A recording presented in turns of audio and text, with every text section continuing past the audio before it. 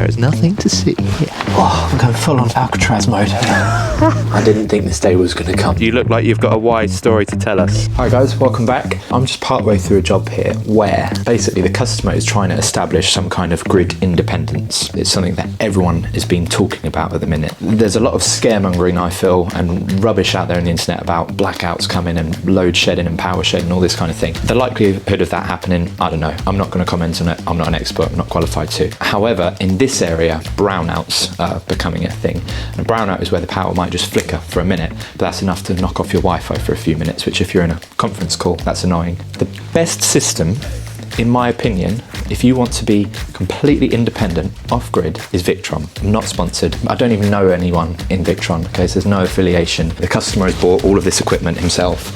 I'm just here to help him finish it off, basically. Because Victron, all this stuff is designed effectively to be hung upside down inside a boat somewhere or some barge and still work.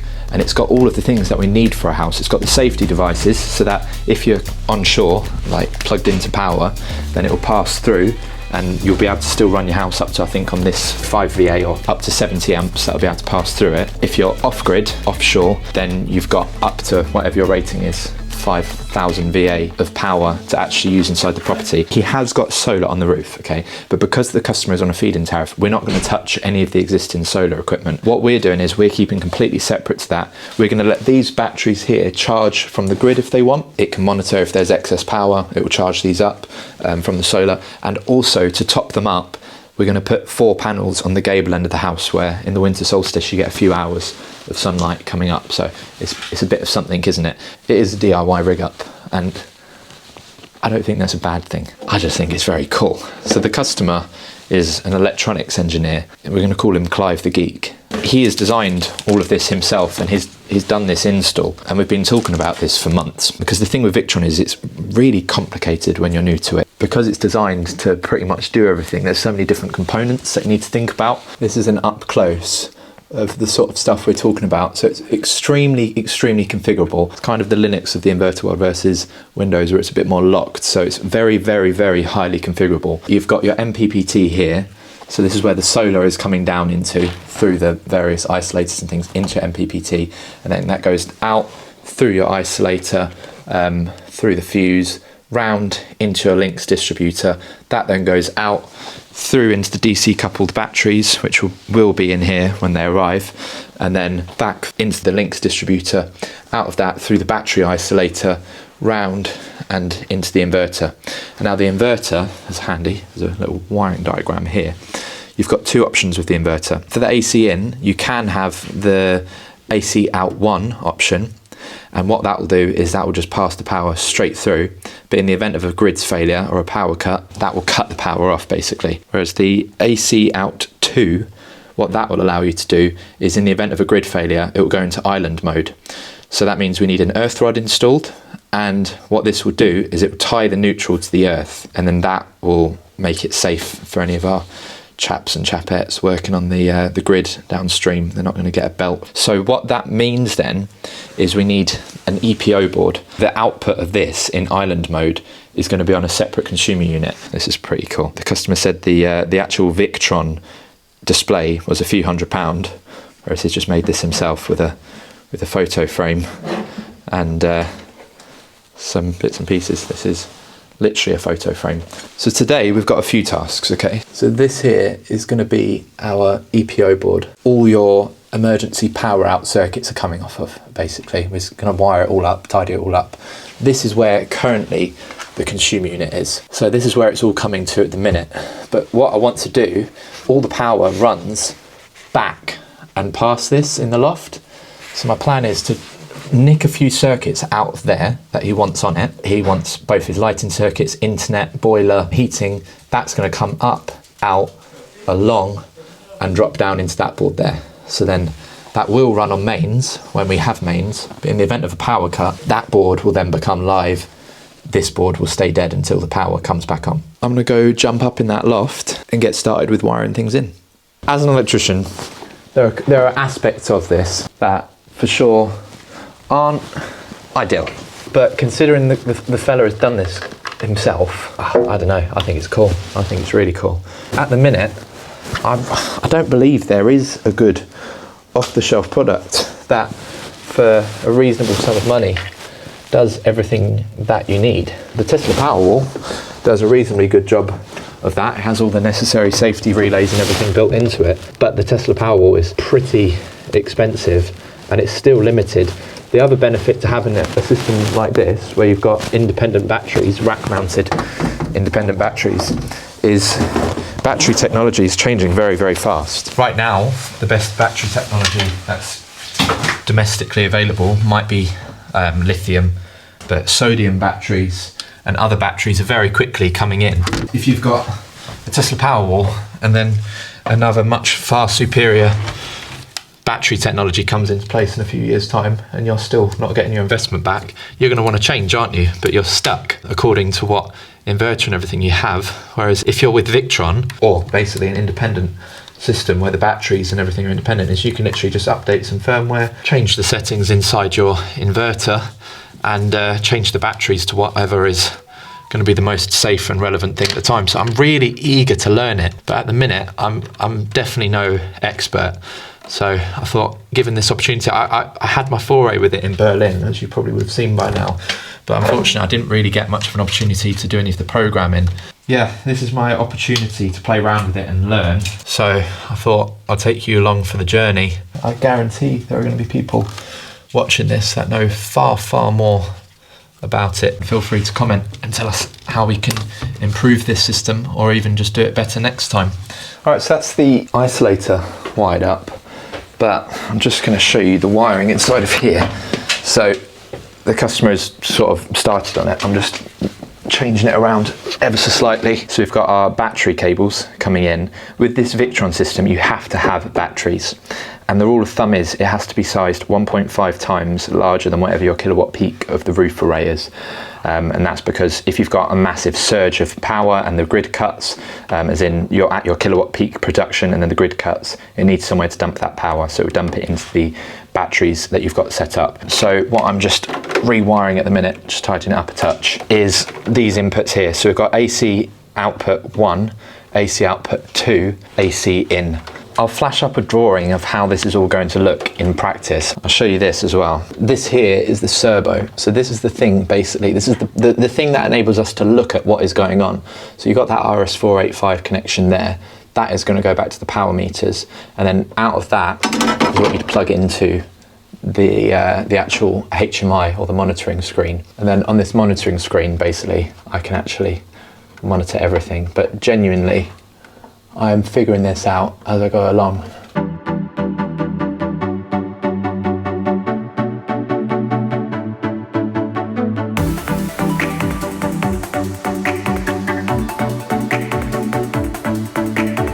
Okay, so it's time to do the AC cable inside of it. So Clive is up in the loft now. Hello from up in the loft. I have got this here. So the plan is, I did this board a long while ago. That bit of tape there is for the CT cabling. The plan is to disconnect these. So we're going to disconnect both the lighting circuits, find whichever one of these is doing the immersion heater, disconnect that, and there's a Wi-Fi socket up in the loft, a few bits like that need to come out. So here's on the other side. Right, I'm going to send you up the one of the lighting circuits. Okie doke. Okay, Clive, can you see this one wiggling? Yep, got it. Right, go for it, grab that one. Yep. Funny enough, do you want to know who wired up this board? Oh, Artan Electrics. It was me back in the day. And before if you're worrying, I can't believe it, Corey, you total scumbag, you've just stolen Jordan's customer. No, actually, I asked Jordan first. Any jobs like this that are going to be an absolute pain in the bum and are going to require a huge amount of resources and time, Jordan is not interested in, because, well, it's not really, these sort of jobs aren't always really very profitable. They're just more interesting, which is why I like them. So he's very kindly given this customer over to me. That circuit now is coming out down our EPO board. Lovely stuff. One in, ready to go.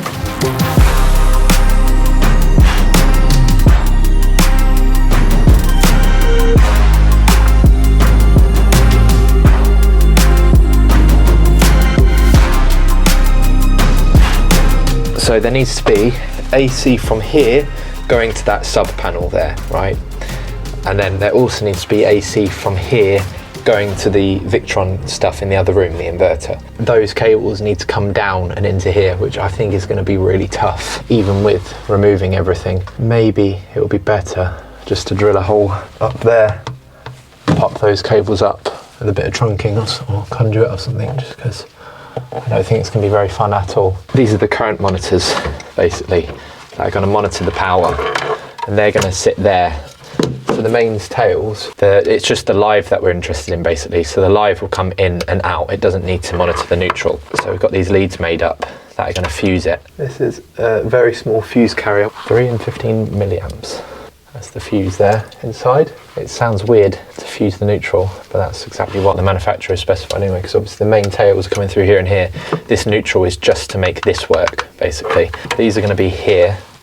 We're going to slide everything else along that way just a touch. I might keep the SPD, and then the solar is going to go through one of them. The grid will be going through the other.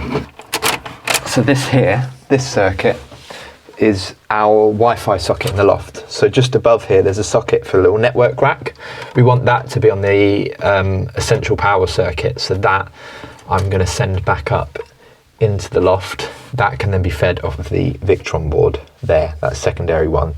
So that if there's a power cut or if they're off grid, they've still got network, they've still got Wi-Fi. We'll attach up a piece of string, attach that onto this, get this one pulled out and dropped down, and then I'll attach my fish tape onto that, hopefully. I'll be able to give it a good tug.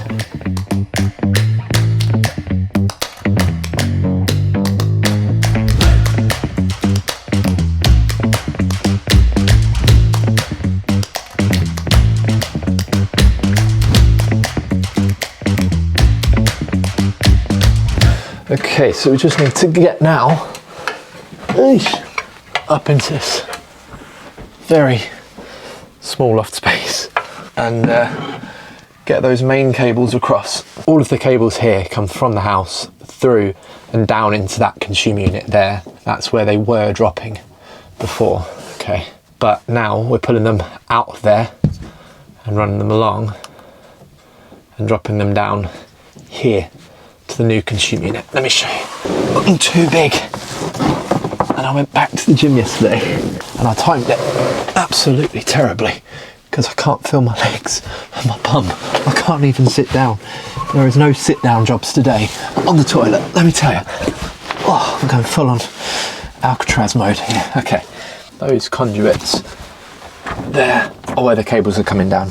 We want to get this one here. You see it's labelled grid supply to sub panel and grid to battery system. We want to get that down, so get in there, get going. If you want to get a lovely torch such as this one, which has been running now 4 hours, then go hit up my link in the description and use my Unilite code for 25% off. It's going to take a bit of giggling and wiggling and persuasion this. Okay, mate. Yeah, it's a really small hole in the joist that it's got to get through. Right, so I'm having a right nightmare getting those cables down. So what I'm going to do is go grab my multi-tool and slot out 2 pieces of architrave, put a piece of trunking down and come out of the ceiling instead. I think that's going to make much more sense.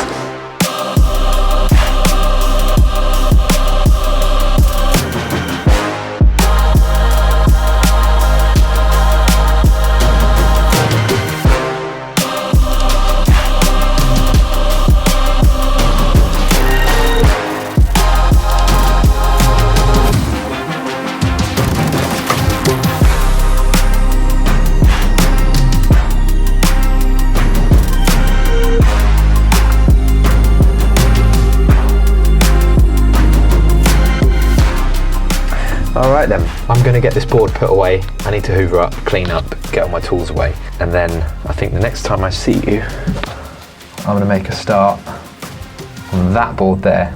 And then I'll probably see you when I'm doing the solar panels.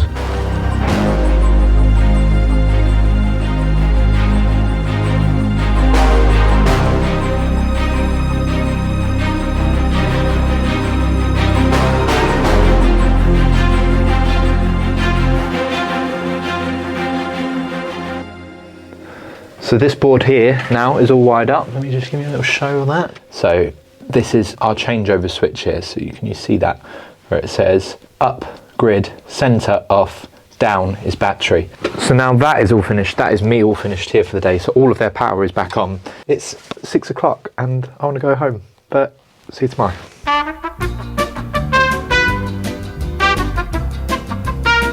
Yeah, I learned my lesson there. That was not very smart. I apologise. I think I need to buy some kind of solar lift kit and pulleys, because that's just not going to work. So we've just got 4 panels, and this is the east face of the building here, and the sun shines from over there above that tree.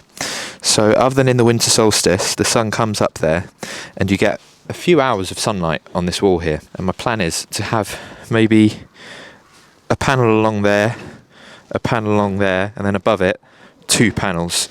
But we just need to see what fits, and because we're mounting them vertically, it makes it a lot more complicated. Like, we're having to use these because these are MCS approved mounts. We are just figuring this one out as we go, aren't we, Ted? Indeed. Yeah, let's just get these on the wall.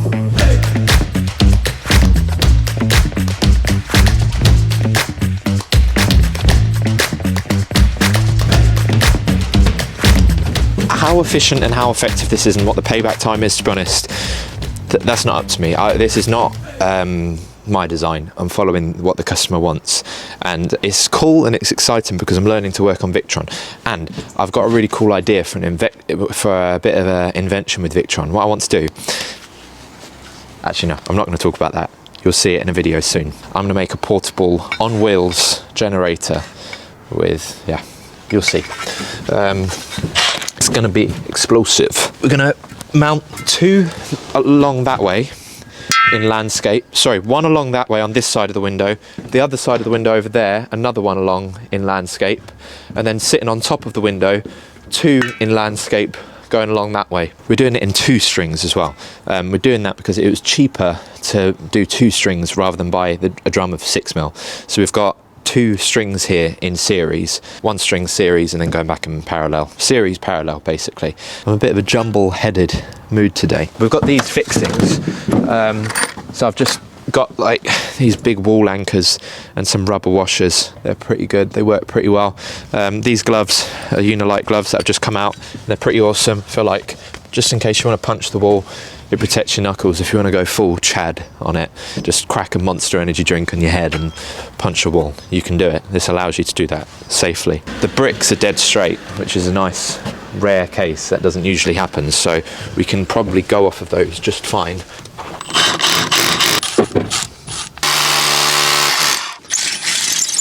Alright then, so now we need to space the other one off in a smart location. If we actually sit the panel on that one and see what looks sensible, I think that's going to be our best way to go.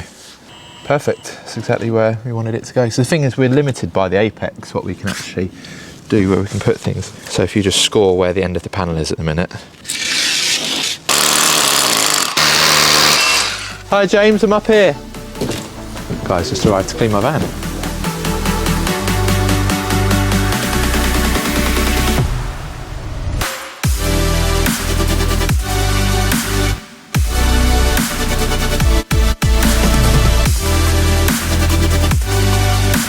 Started raining.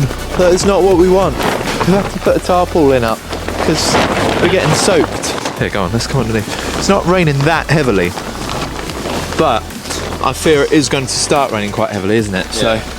So I'll tell you what, why don't we actually mount it to the wall? My camera's going to get wet as well. Well annoying. This is my nice lens as well.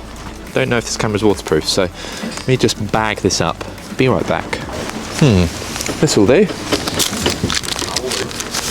We'll protect our viewers with a nice brolly. Oh yeah. I could just clamp it to the tripod actually. The thing is, if the wind takes this brolly, the camera is gone. Bye bye Charlie to the camera. Sometimes our genius is frightening. There we go. Right, come join us in our cosy little work tent, where today we have joining us in the back corner TT Electrical, and in this corner me. And then look at this. That's actually slightly genius. This is my John Cena coat. There is nothing to see here. Out there, isn't it? Oh, that's perfect. Oh, in line with that. Beautiful. I don't believe this, but I ran out of memory. Well, it's probably fortunate in a way because I realised I got the clips wrong. So, yeah, I put in a fresh battery. Usually that'll last 3 hours or so, but I've already used 128 gigabytes of storage. So, sorry about that. There's some gaps, but like I say, I'm quite grateful for those gaps. But you've joined us back just in time, so we've just crimped up all of our leads. We're using diodes because we've got 2 strings in there. In fact, no, you tell me in the comments below, what is a diode and why do I need it here? I'll tell you the setup. I have 2 strings in series going back, which are going to join up at the Victron inverter. Tell me why a diode is a good idea.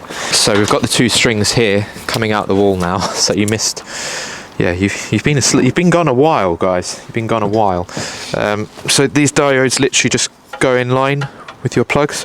So they're a bit tricky to get in. There we go. That is tight. Nice. I'll be honest, this has been hard work today. Like, I've still got the thing up, but it's been raining on us non-stop. It's just me and Ted and the customer, obviously. It's been pretty good, pretty kind to us. And I told the customer before we did it, I said, look, I've never done wall-mounted solar before. I'm still finding my feet with it, with all of it, to be honest. But he was like, no, I still want you to do it. We'll figure it out together, which is really, really nice. And now I've done it, I feel like I can do this. It's really not that bad. Once you've got your head round it, it's really not that bad at all. It's just that initial struggle. We need to have a proper clean up as well. It's been windy, rainy, Cold and miserable. well, you've been miserable. It needs to go that way a lot more. If you just take the weight off it so you're not scratching the aluminium. Yeah. A bit more. Yeah, about there. Oh, thank you very much. The day is getting better. So here we have it. Here's our panels. They need a bit of a clean up. We've been getting absolutely poured on, but we've kind of, Ted over here has engineered a solution. And then we just need to put one more panel up there, and then we can go terminate the isolator and warm up. Whoa, that's a bit cleaner. I can see my face in it.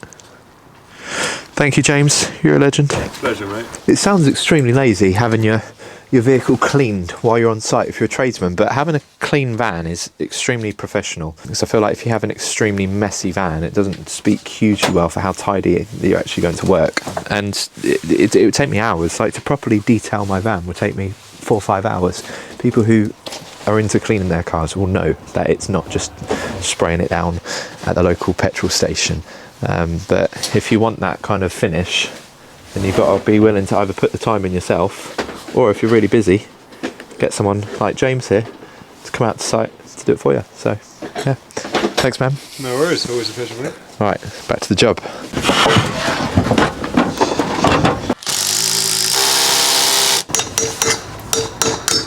Oh, that needs to go up a bit more, actually. Yeah, that's cool. Just get it up. Note this. A bit more. More of a wiggle than a... That's it. I'll flip it round, I reckon that will go. Yes. Okay, lovely. Found gold. Just loosen this off a touch. Oh, it's raining again. Oh, my camera's getting soaked. I didn't think about that. I'll grab that quick. That's not good. Uh-oh. Okay, we're getting a bit damp here, so we're going to have to cut. Oh, cough. How are you feeling, Ted? Cold. I can't feel my fingers. Me neither. Maybe that's a good thing, 'cause then we can't feel how painful it is.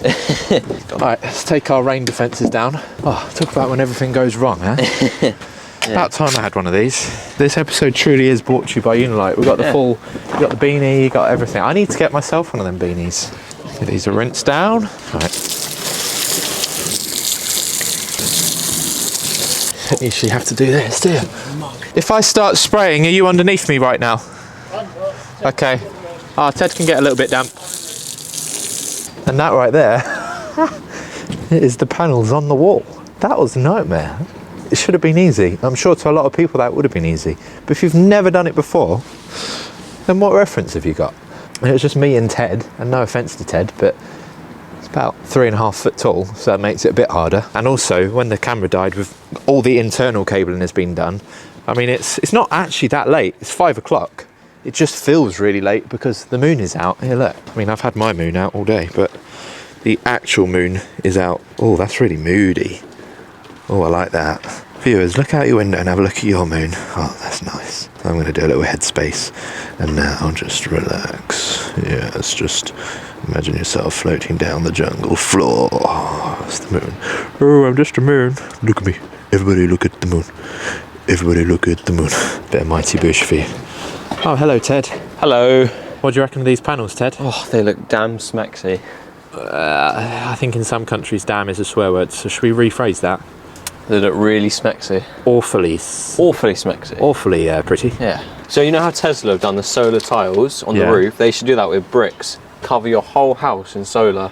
So Can I just any ask bit of you, sunlight- have you ever met a brickie? They're actually doing that in Australia. They've built a building purely out of solar bricks. Oh, that's such a good It's, idea. Right now, with this lighting and with the beard, you look like you've got a wise story to tell us, Clive. One piece of advice for me and Ted. Plan your jobs carefully, chaps. I think that was a dig. What are you going to do if your neighbours complain? We'll paint the wall black.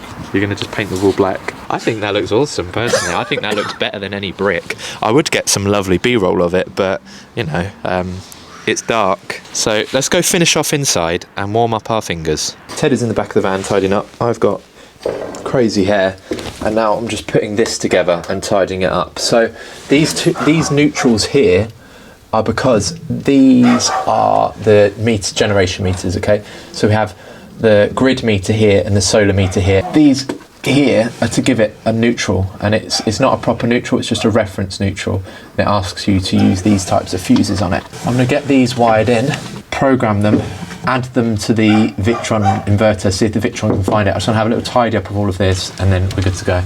I didn't think this day was going to come. Because, here, let me tell you, right? I know nothing about Victron. I've never mounted panels vertically before. And I don't know any of the requirements around it, because there's a lot of complication with Victron because they haven't got their E&A approval. They can't technically be eligible for G99 or G98 yet, so Victron are working on that. So anyway, there's a lot of loopholes and a lot of faffy bits that we've had to deal with that the customer and I have been back and forth about. Even such as this, right? They actually stipulate you have to use these Carlo Gavazzi meters, and you're not allowed CT clamp meters anymore either with these. One of the grid requirements with this is that it has to be a proper whole current meter, but this is all relabeled up now. We've got one here which is obviously for the grid, one is for the actual solar. This board here is our EPO board, so that's all labelled up now and nice. The servo is going to find all of the bits and pieces out there, and that is all set and ready to add some batteries. So when those batteries come, they will just appear on there, on that main page, and you'll see all of that. So you can see everything else now is all being monitored, which is fantastic. So that is, for now, this all done. It's been a very unusual one. It's probably horrible storytelling because my camera died twice on this job. But anyway, thank you so much for watching, and also a massive thank you to our sponsor Tradeify, big shout out, who means that when I go home tonight, I'm not going to be now doing a whole ton of chasing quotes and chasing invoices, because Tradeify does that for me. If you want to try it, there's a discount code below. So thank you, and I'll see you on the next one.